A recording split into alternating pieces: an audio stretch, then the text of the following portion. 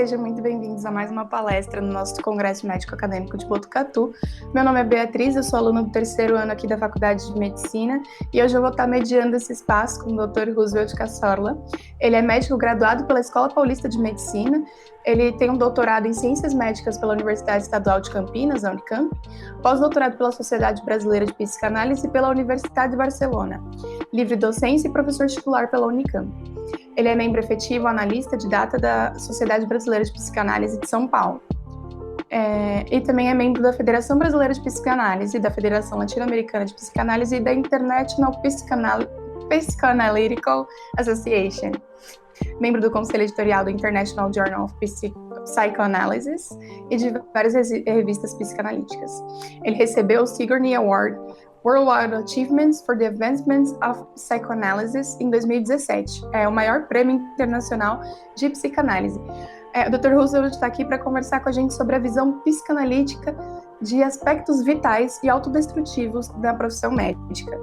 Professor, muito obrigado por aceitar o nosso convite. Primeiramente, agradeço em meu nome, em nome da coordenação. Seja muito bem-vindo ao nosso congresso. Te passo a palavra, pode ficar à vontade. Tá bom, Beatriz. O Daniel também está aí. É um prazer, foi um grande prazer ter sido convidado por vocês. E esta palestra ou esta atividade foi adiada porque nós tivemos um evento triste. E talvez esse evento reflita também um pouquinho, nos ajude a conversar um pouco sobre a saúde mental em geral, não? Em particular a do estudante de medicina. O estudante de medicina é um ser humano como qualquer outro, não? Então ele vai estar sujeito a todas as vicissitudes da vida. Nós vivemos num mundo em que a realidade é frustrante. A realidade não é exatamente como nós queremos, pelo menos a maior parte do tempo.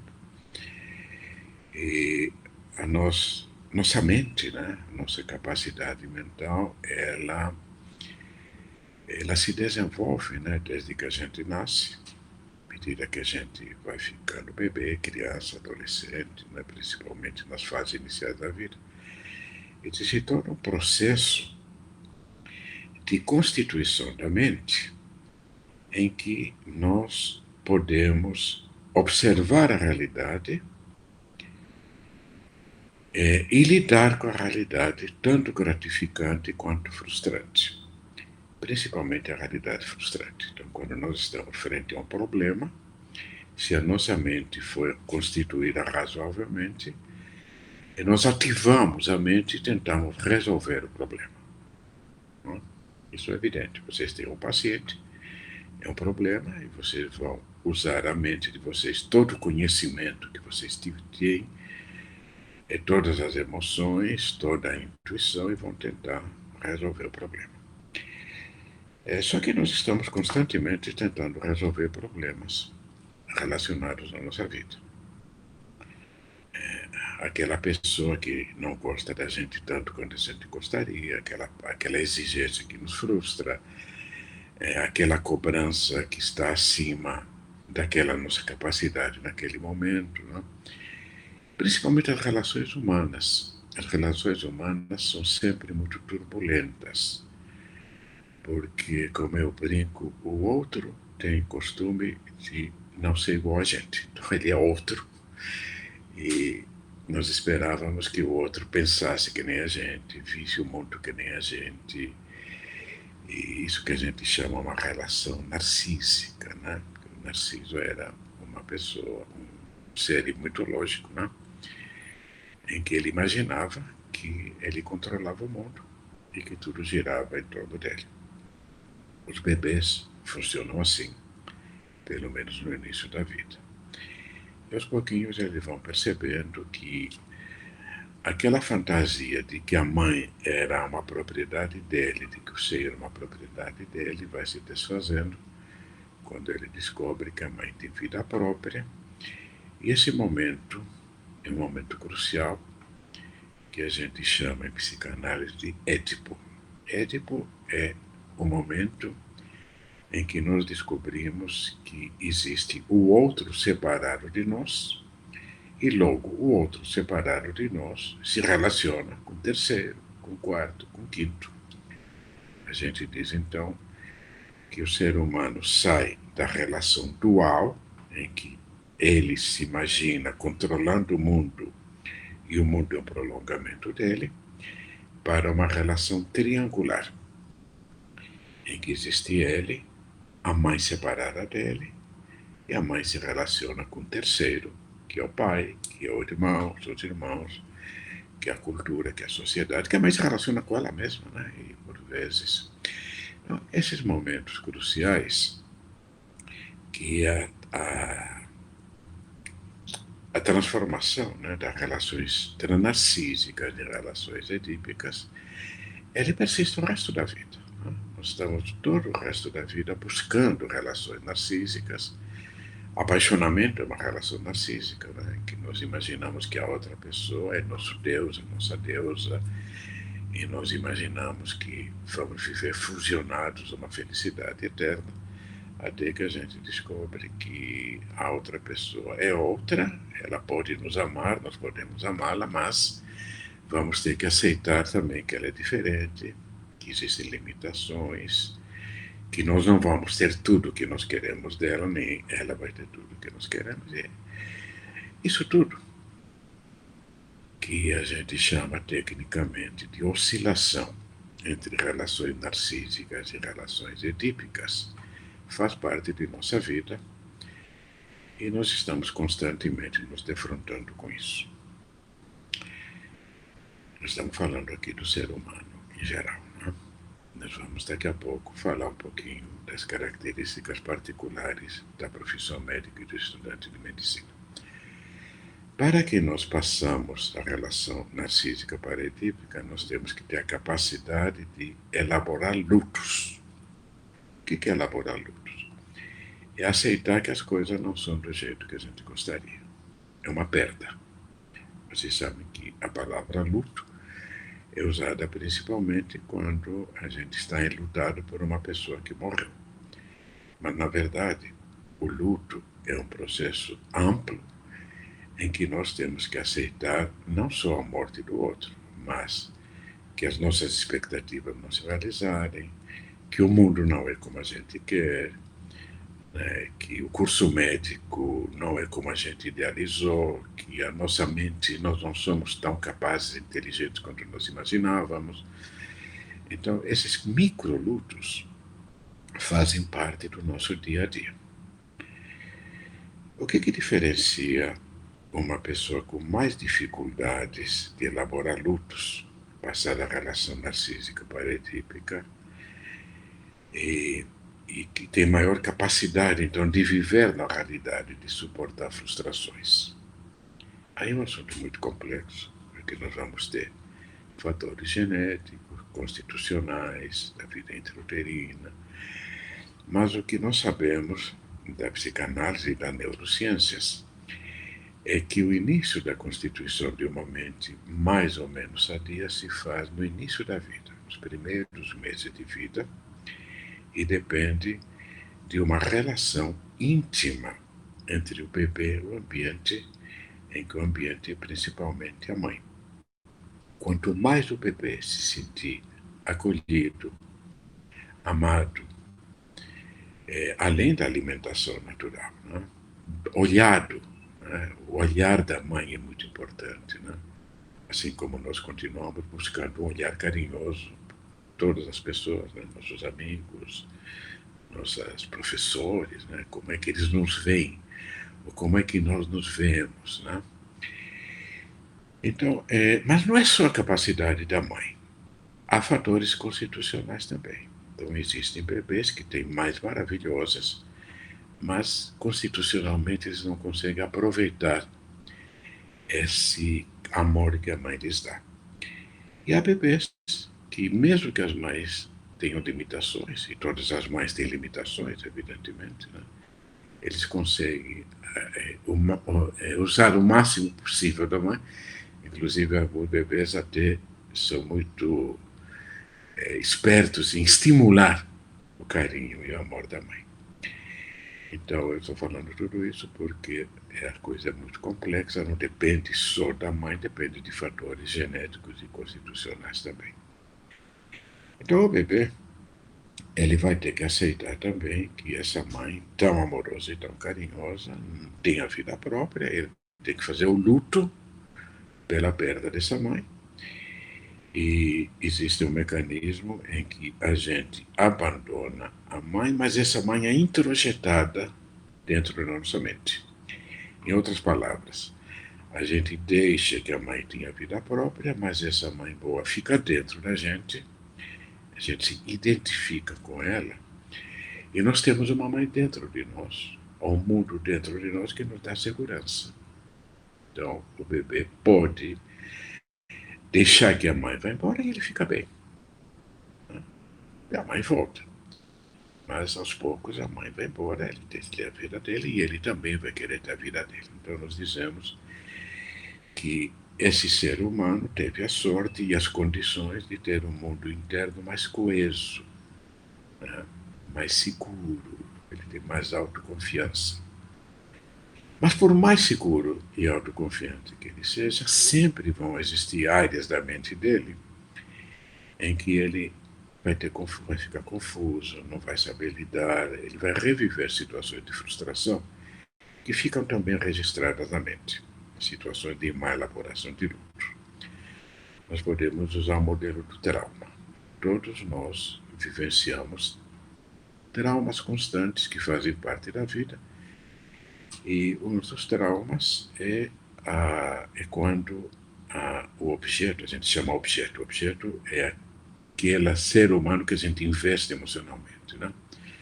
Quando o objeto não está disponível ou ele tem seus problemas e a gente fica com esses traumas, a gente resolve, mas eles ficam ali. Eles podem ser revividos a qualquer momento.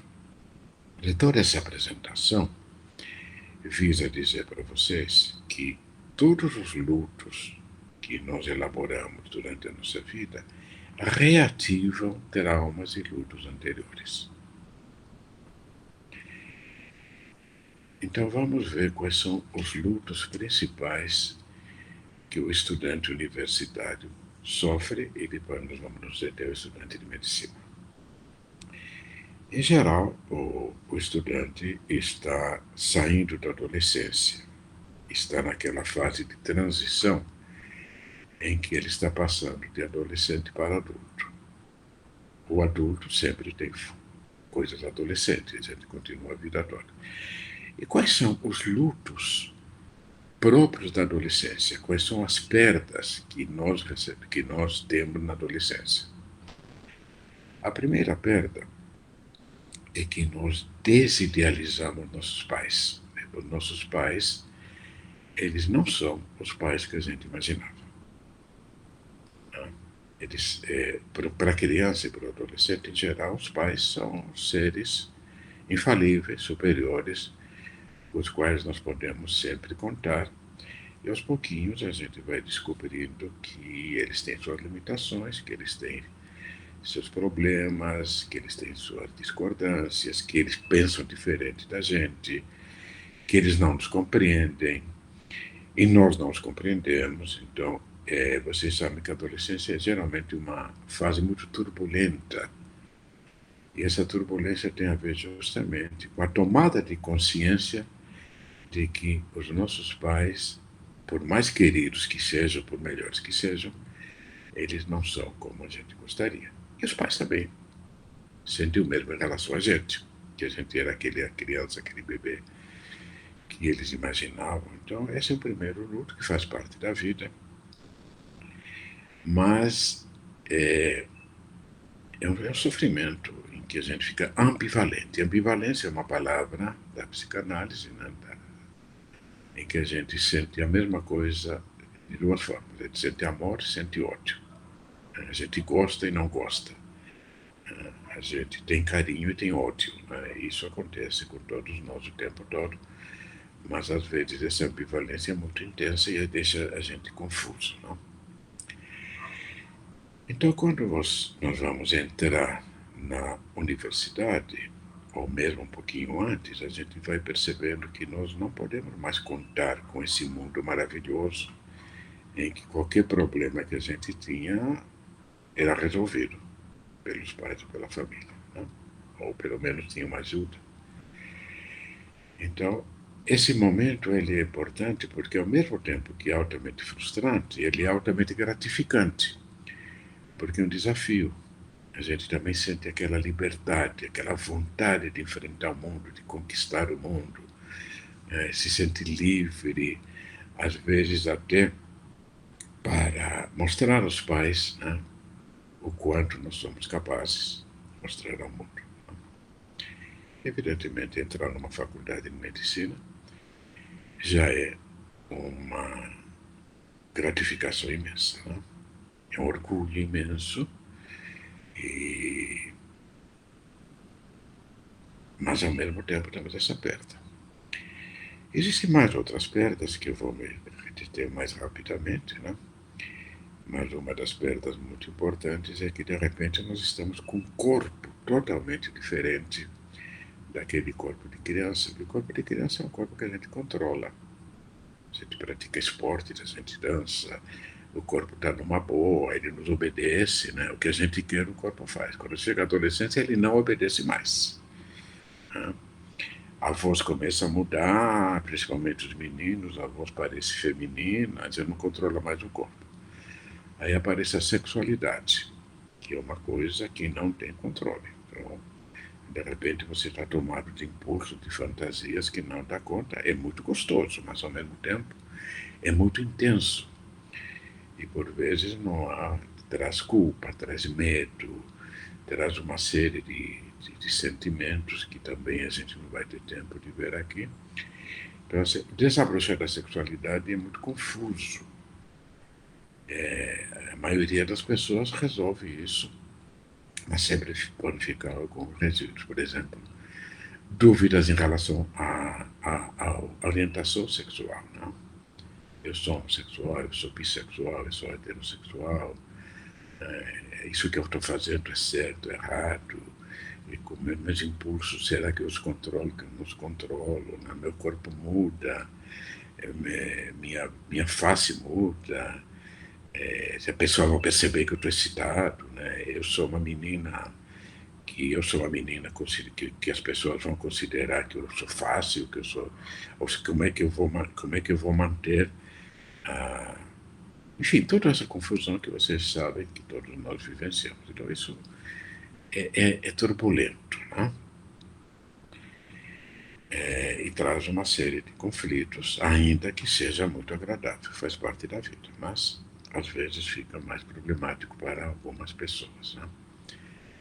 E principalmente se houver um ambiente, por exemplo, um ambiente de bullying, né? Um ambiente que, que mais agressivo, né? Que ataca, por exemplo, ataca as meninas, um ambiente machista, né? Que vai se aproveitar das meninas, homofóbico, né?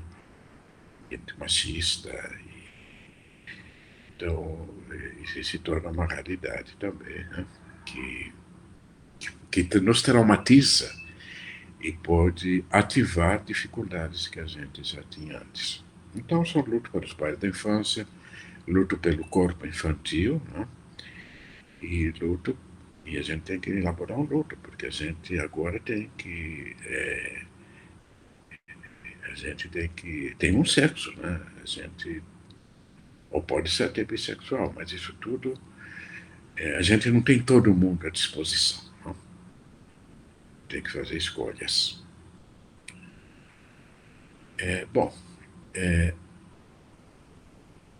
vamos então agora ir para o estudante de medicina, né?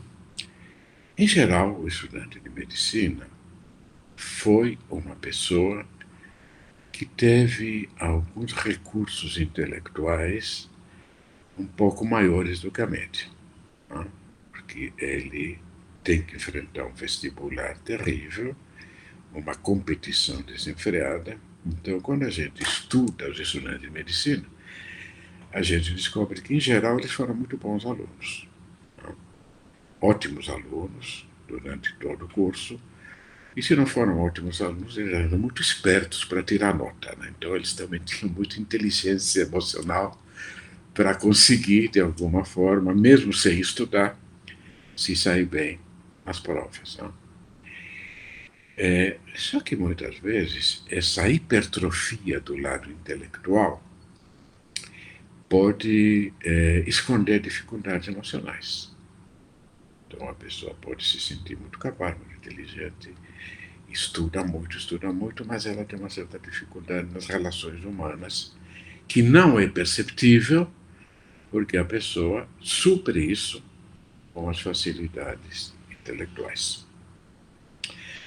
O primeiro choque que eu noto na minha observação é quando o rapaz ou a moça entra na faculdade de medicina e descobrem que eles não vão tão bem como eles iam antes de entrar na faculdade de medicina.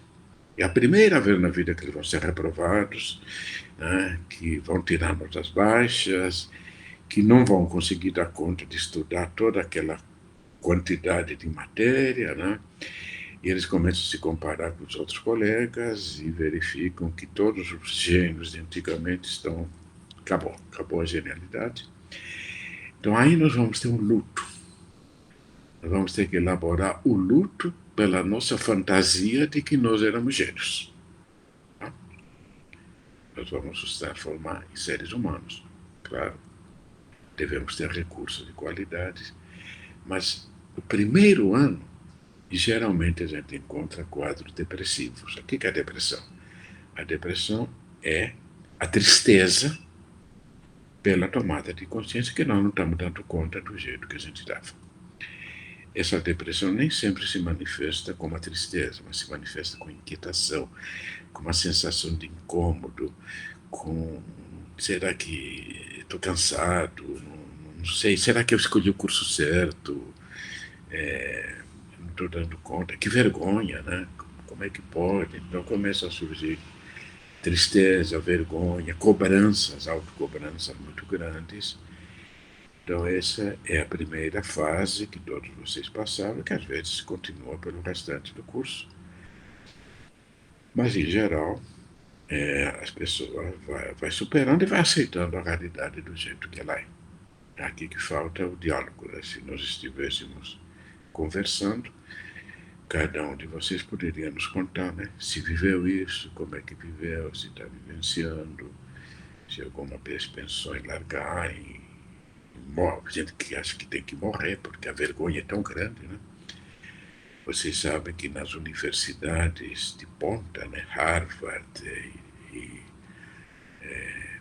MIT e tudo mais, e nos cursos médicos das universidades de ponta, como é o caso de vocês, a depressão e a ideia suicida é maior, porque este é um dos fatores, não é a causa. É um dos fatores. Se uma pessoa é muito exigente consigo mesma e vai para um ambiente que é mais exigente ainda, a pessoa pode sentir que não dá conta e ela não aceita suas limitações. Então, esse é o primeiro passo. Outra coisa que acontece quando o estudante entra na faculdade é que ele entra num outro ambiente. É um ambiente amoroso, há muito acolhimento, mas é também um ambiente que estimula a competição, estimula a comparação. Essa competição tende a aumentar durante o curso, porque as pessoas é uma competição sadia, porque pode um empurrar o outro, né? Mas pode ser algumas pessoas têm mais dificuldade, e então, em vez de eles seguirem o seu rumo, a sua velocidade, o seu jeito, eles começam a se comparar muito com os outros, e nessa comparação vem muito desgaste muito grande, né?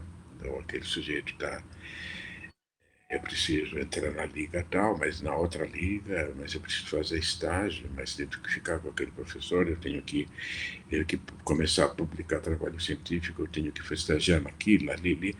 Ótimo, mas pode haver um exagero. Não? Pode haver um exagero na cobrança e a pessoa acaba entrando numa roda viva que acaba eventualmente entrando no que alguns chamam de síndrome de burnout, né? Que a pessoa não, que não, no fundo é uma sobrecarga de exigência de cobranças que o curso médico ele predispõe a isso. Algumas pessoas se saem bem, outras pessoas mais vulneráveis têm mais dificuldade. Além do curso médico, existe toda a mudança de ambiente. Então, muitos de vocês saíram de casa e vão morar numa outra cidade e vão morar em república. O estudo da vida em república é muito interessante, né? Porque é muito gostoso morar numa república, mas ao mesmo tempo é um momento em que você descobre que existem pessoas diferentes de você, que você não combina, né?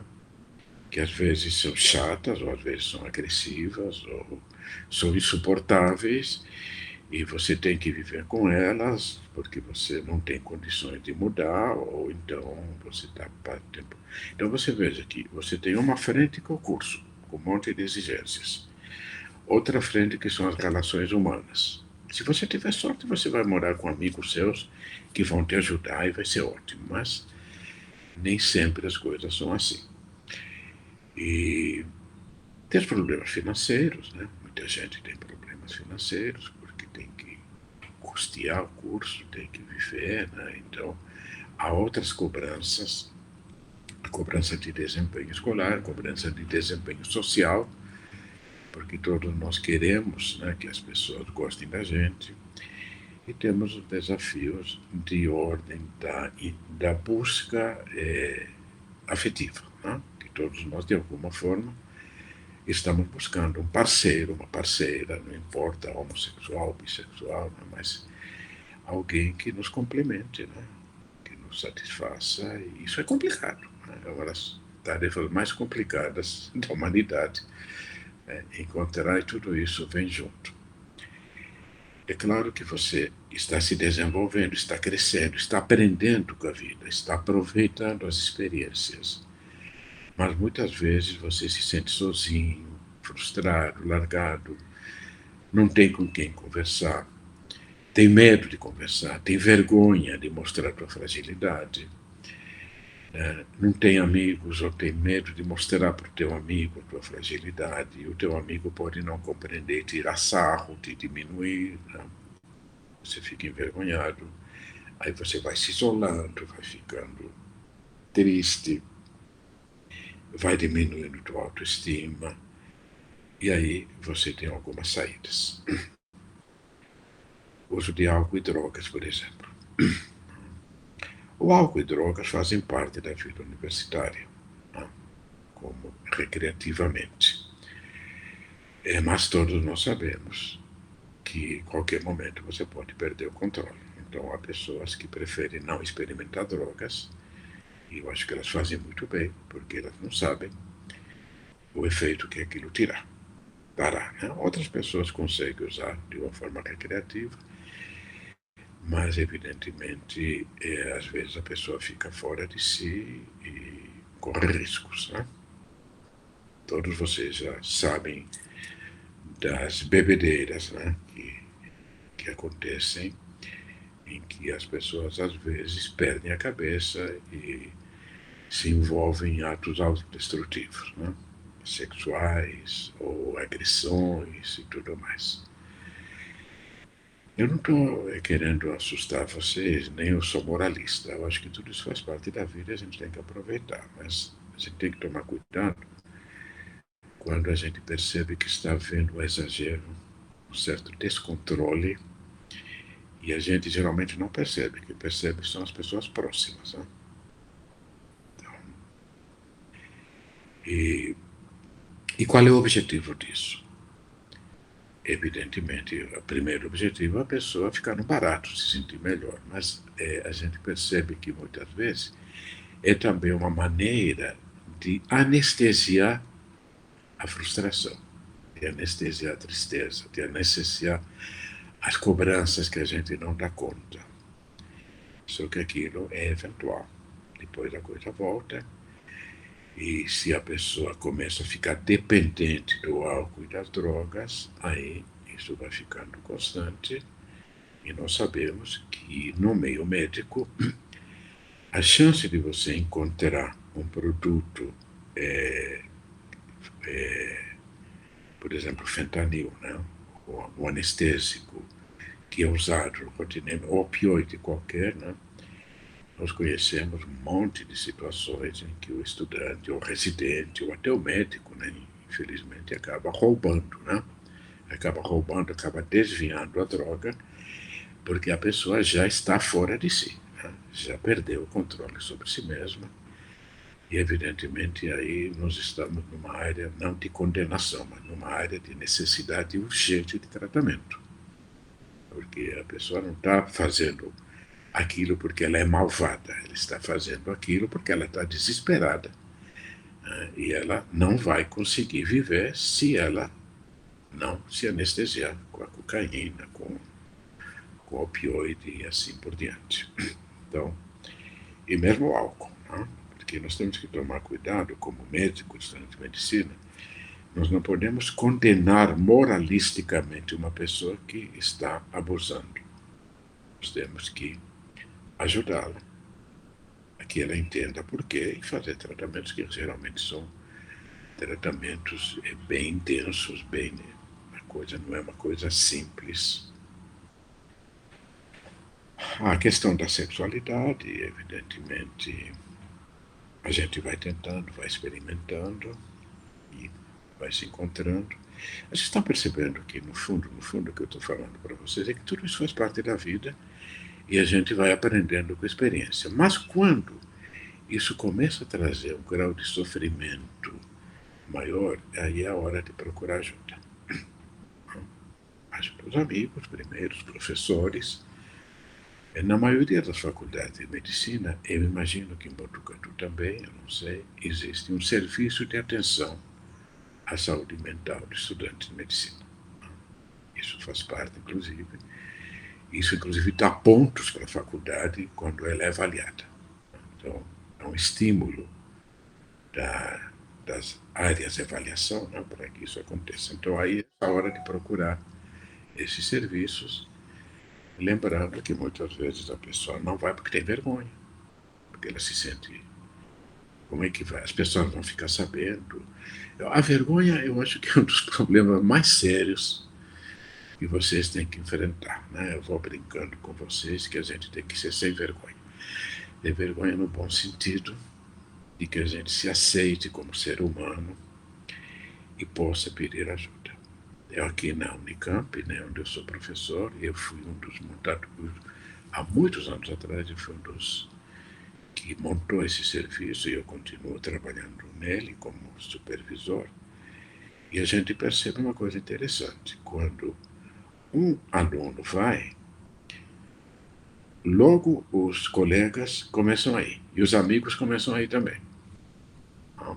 É como se alguém precisa abrir, né? Então, e às vezes a gente já tem um problema, porque a gente tem que tratar vários amigos ao mesmo tempo, então a gente tem que dividir entre os vários terapeutas para que não haja interferência. É claro que o nosso serviço é muito antigo, então ele tem muito prestígio aqui na faculdade e as pessoas, em geral, buscam mais a pessoas que têm dificuldade. E, infelizmente, de vez em quando, nós nos defrontamos com situações em que a pessoa tentou suicídio, ou a pessoa trancou o curso, ou a pessoa entrou em algum surto, e nós não ficamos sabendo, porque ela escondeu até dos colegas, né? Então, isso, vocês vão ter que prestar atenção nos seus colegas. Não é difícil perceber quando alguém não está bem, não? Porque nós também não estamos bem, né? Nós todos passamos por momentos ou fases. À medida que o curso médico avança, existe também o choque com o cadáver, com a morte. Eu estou falando de episódios traumáticos. Traumáticos para todo mundo. entrar na faculdade, é a sexualidade, é a mudança de casa, é a situação financeira, são as cobranças, é a desidealização de que nós vamos sempre tirar boas notas e nós nunca vamos ser reprovados, né? A ideia de que nós vamos, todo mundo vai gostar da gente, não vai, né? Nem nós vamos gostar de todo mundo, nem vamos gostar de nós mesmos, né? Vamos ter que elaborar esses lutos. Mas há outros traumas que, como eu lembrei, né? O contato com a morte, o cadáver, a dissecação, a anatomia. Em geral, as pessoas elas se defendem disso como se nada tivesse acontecendo, né? Inclusive, a gente usa o que nós chamamos de defesas maníacas, né? Que é levar tudo na brincadeira, é até muito engraçado, né? O que a gente faz, mas é uma defesa que nem sempre se mantém. Então, a gente, contato assim bruto com isso, a maioria de nós enfrenta e sabe que vai encontrar, e a gente vai aprendendo, conhecendo nossos. Mas aí a coisa, os outros traumas em geral acontecem quando você entra em contato com o paciente. Porque aí você se livrou da anatomia, da fisiologia, da histologia, né? Graças a Deus, né? Acabou. Então, acabou aquela fase, né? E aí você vai entrar em contato com o paciente. Na maioria dos cursos, o contato com o paciente já se dá no primeiro ano, mas em geral é uma coisa mais superficial, né? Mais conhecer a relação com o outro, isso às vezes é difícil. Há pessoas que são mais tímidas, que têm mais dificuldade de falar, de ouvir, elas vão desenvolvendo isso naturalmente, os professores ajudam, e às vezes até a pessoa se surpreende, né? Vai se soltando. Outras têm mais dificuldades e tem que lutar, tem que tentar, né? Mas aí começa a fase em que você começa a ser responsável pelo paciente. Não responsável total, porque o curso médico, sabiamente, ele te dá uma tarefa, mas tem seu colega do sexto ano do internato que vai te ajudar, que por sua vez tem o residente que vai te ajudar, que por sua vez tem a professora que vai te ajudar.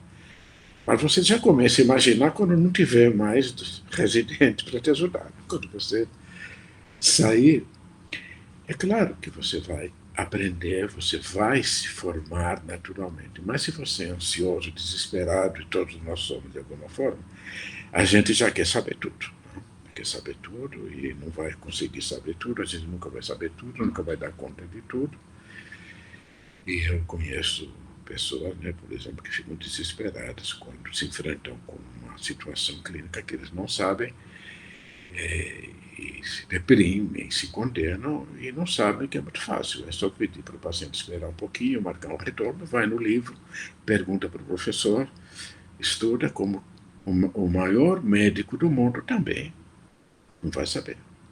Ele vai estudar, vai consultar seus colegas e assim por diante. Depois há os pacientes que morrem, os pacientes que não melhoram, e aí a gente vai entrando mais uma vez em contato com as nossas limitações humanas e com as limitações da medicina. E a gente que imaginava que, sendo médico, nós íamos salvar o mundo, íamos salvar todo mundo, por que a gente escolhe medicina?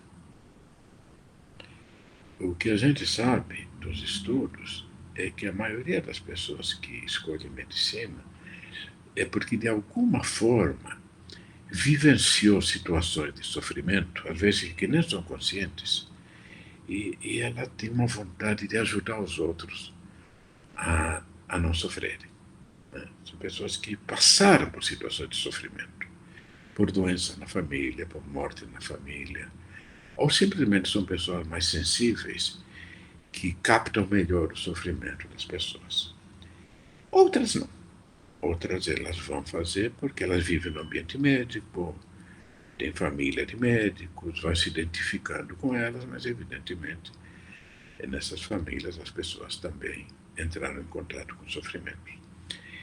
Outras vão por prestígio, porque é uma profissão de prestígio, para ganhar dinheiro, né? E nada contra isso, mas em geral é uma mistura de tudo isso. Né? Então você pode umas coisas predominam mais, outras menos, mas o que pode acontecer muitas vezes é que aquela fantasia de que você vai conseguir ajudar todo mundo se desfaz rapidamente quando você entra em contato com as limitações, não de você, limitações da medicina. Por mais avançada que esteja a medicina, quanto mais vocês estudam, mais vocês vão percebendo que há muitas limitações e estamos agora com a pandemia da Covid, né? O que se faz com a Covid hoje em dia? Exatamente o mesmo que se fez com a gripe espanhola em 1918. Não há nenhuma novidade. Então não houve nenhuma novidade. Lavar as mãos, máscara, distanciamento social. Nada de novo. Mas, felizmente, agora, hoje, né, que eu estou com vocês, a gente já tem vacinas aprovadas. Então, em 1918 não haveria vacinas. Mas muita gente morreu e muita gente vai morrer ainda, porque a medicina não tem condições.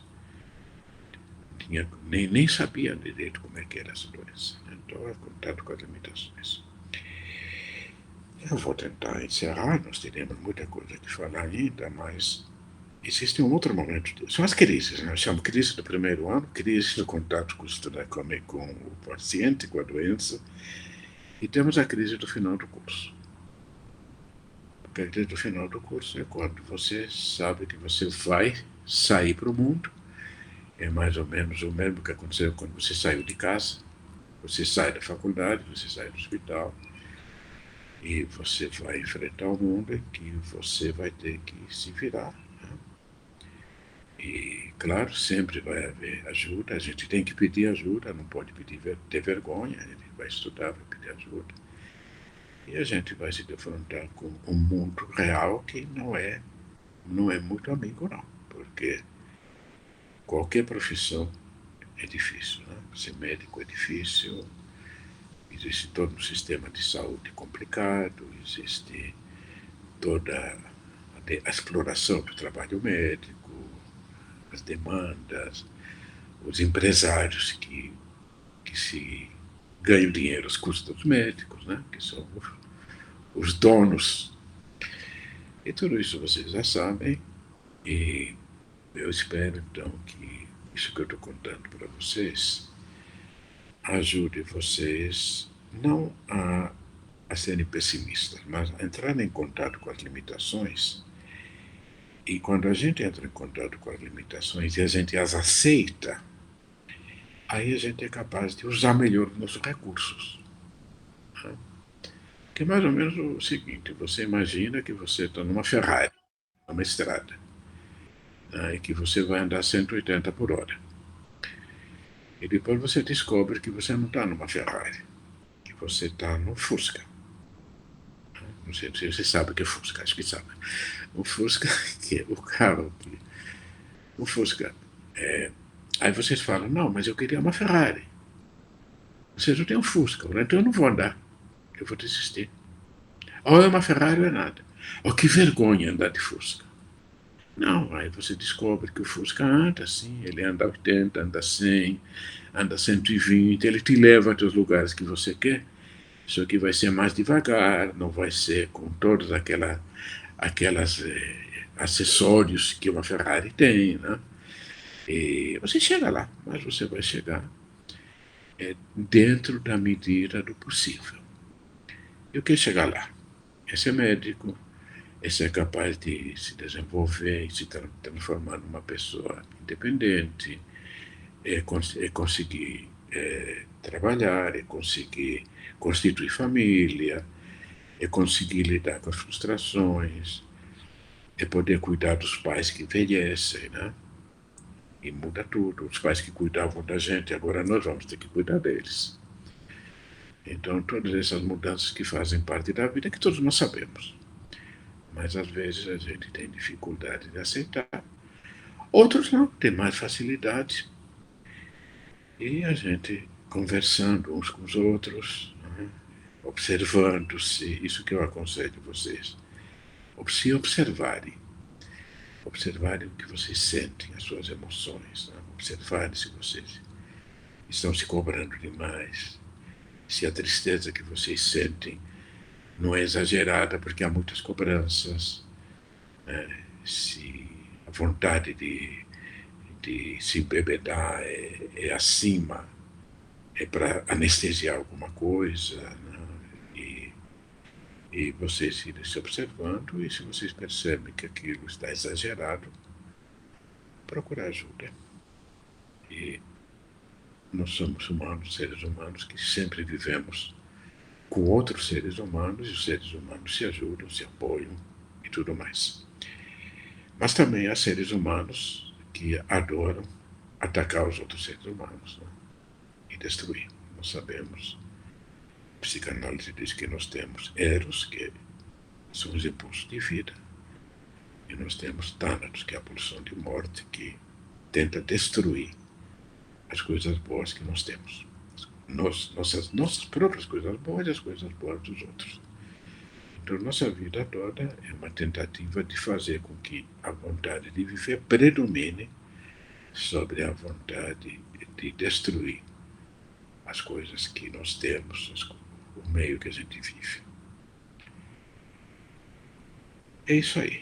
Não sei se a Beatriz e o Daniel querem falar alguma coisa.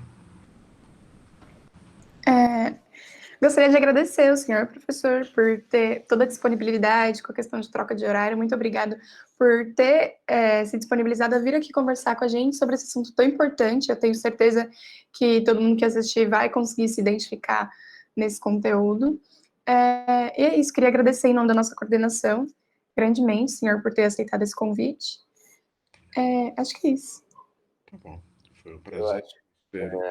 Daniel. Só queria comentar, desculpa, doutor, é que a gente teve, né, uma introdução à psicanálise no terceiro ano, né, agora em EAD, na disciplina de psicologia médica, e a gente aprendeu, né, alguns termos, alguns conceitos da teoria psicanalítica, e eu acho que foi muito legal essa aula para a gente conseguir organizar, né, todas essas ideias dentro do nosso contexto e olhar para a nossa realidade. Eu acho que é uma coisa que, né, o estudante de medicina ele tem muita dificuldade em fazer.